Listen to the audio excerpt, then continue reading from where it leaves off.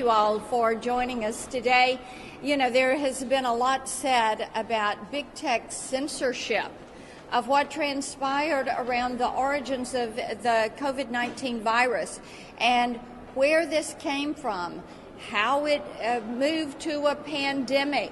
And then there's also questions about what the American people were told and the timeliness or lack thereof of what they were being told. We know that Facebook recently reversed their decision on taking down any kind of information that said it came from the lab in Wuhan, that Beijing should be held to account. YouTube had previously announced that it would censor any content that contradicted the Beijing-run and China-funded World Health Organization.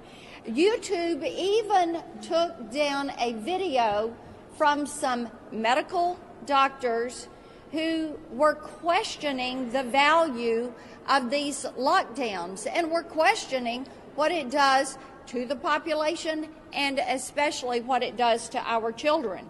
Twitter, they locked down the account of a virologist, a Chinese virologist, who was saying this is what they're doing, gain-of-function research, this is what they're doing in the Wuhan Institute of Virology, holding the Chinese Communist Party to account.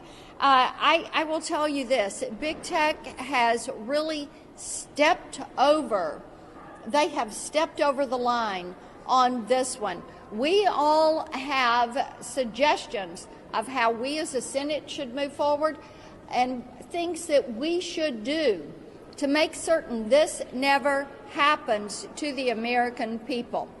Senator Braun? Thank you. And I'll tell you where we need to start.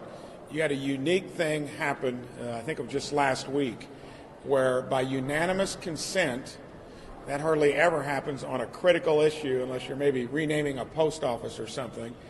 We got it through the Senate to ask our own intelligence agencies to release the information that we house. And for as much havoc as this has created, not only for our own country, across the world, why we wouldn't start there with President Biden, spoke to Secretary Blinken, asked him. He said, had no good reason why you would not release that information. We need to start there to get to the bottom of it. And when you talk about big tech being mum on the subject, basically, when you've got every U.S. senator that wants to at least start there, we need to have accountability.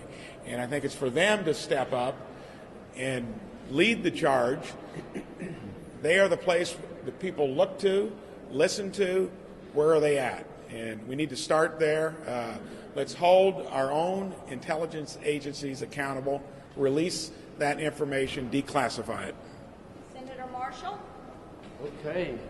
Well, Senator Blackburn, thank you so much for giving us a chance to sit here and talk about the Wuhan lab leak and the cover-up thereof, you know, what we affectionately refer to it as Batgate.